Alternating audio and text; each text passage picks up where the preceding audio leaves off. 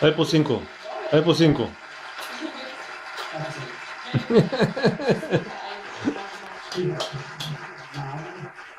A ty nemáš tému spievať pred otcom?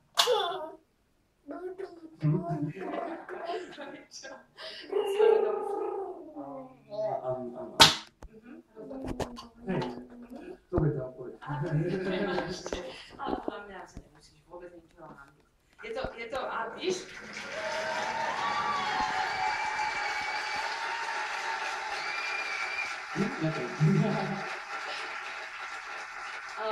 Myslíš si, že je to ťažšie, keď robíš muziku, ako keby si bol, ja neviem, Novákov syn, ale teraz si akože Patejdlov syn. Že by som bol... Že by si nemal otca muzikanta, že si povieš slavný. Hej? Je to ťažšie teda? Nie, asi je to dvojsečné. To znamená? Má to výhody, nevýhody? Priezvisko mám celkom teda populárne. Na základnej strane tým pádom je tam aj hneď potom vyjadrenie také, že som niekde... Podľa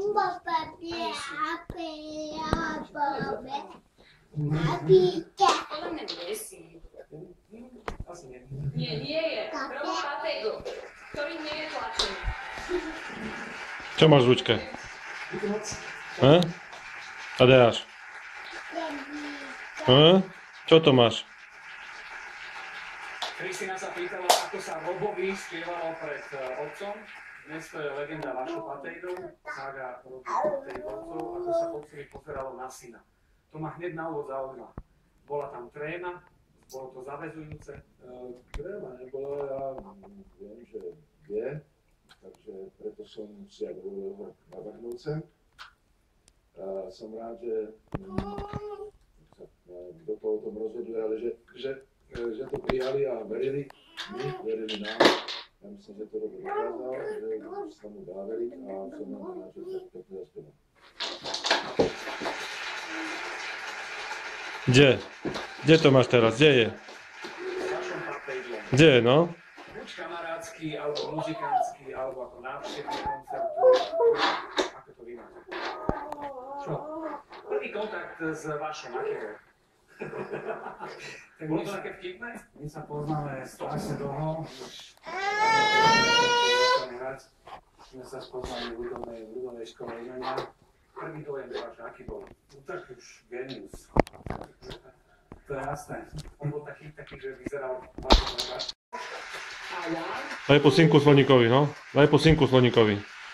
Daj pusinku mu, no.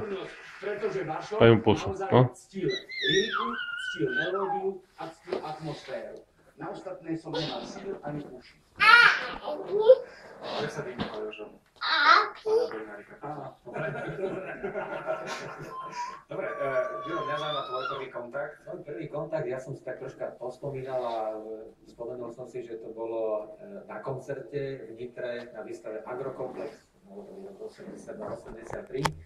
Elán v tej svojej prvej klasickej pečovej. Jasné, už si tam zač. Jeden balán, druhý balán, druhý balán. Čo máš v ručke, ukáž. Bola tá kapela silná, že vedela byť aj lirická, aj burcujúca roková a bolo to v jednom celom. Čo máš v ručke?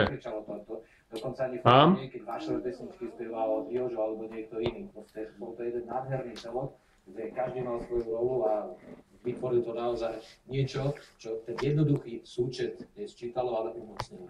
Toto bolo, čím to bolo, ako to bolo to fungovanie, takéto rokové, rebelské, ako tak môžeme povedať, a kompozičné, nechcem, aby teraz pravili Jožo rebel a ty si len jediný človek, ktorý mal na kompozíciu a robil tie hity. A ako ste sa vy doplňali v tomto, v kapele? Ja tam ono to, teraz už to tak vyzerá, ako už teraz som frajer, ale keď sme začínali, tak to bol veľký boj, my sa v kapele tej väčšine, alebo tomu Čo tam vidíš? názoru a proste nikto nemal vyarendované, že táto pesnička sa bude práve hrať. Na jeden Havo, jak robí Havo? Jak robí Havo? A hlasoval sa, ktorú vieme. Hm? V podstate v tým začiatku Jak robí Havo? to bolo rovnocenné. Tadeáško. Potom prišiel Jan Baláš do kapely, to bolo 81. Tak prišiel ďalší hlavný silný dobrý skladateľ, takže aj preto ten elán, proste my sme sa dali doplne. Tadeáško, jak robí Havo? Proste robíme, že Jak robí Havo? väčšina to bolo v podstate na Au, au, au, au. horko ťažké. A ty čo, si Havo? Si Havo? Hej? To, čo budeme sa dnes rozprávať ešte podrobnejšie, pretože aj Elán, aj Si Havo? Tak stávaj hore. Keď podotknem jeden detail, že to hlasovanie, Stávaj hore, no. takže nikto nemohol hlasovať, takže niečo si vykalkuloval, aby sa pesničky niekam... Stávaj hore, Havo. Nikto nevedel, takto hlasovanie dopadne. ako sa spievali pesničky, ako sa spievali vaše, keď prišiel s tým, že ten kaskadér. No, vy ste trošku spievali a potom sa to začalo zbávať, že ste v podstate... My sme strašne dlho hrali. Čo, Tadeáško? Ja si vždy spieval Ideme za mamou. pesničky, že Ideme za mamu. Otvor dvere, no. Otvor dvere. aj moje pesničky. Otvor dvere. Ale Jože je lepší spieval. Otvor dvere. Ja som si vystačil s tým svojím a nech povedal. No, vidíš, že znáš. Tak, ja som spevák, kapelový spevák. A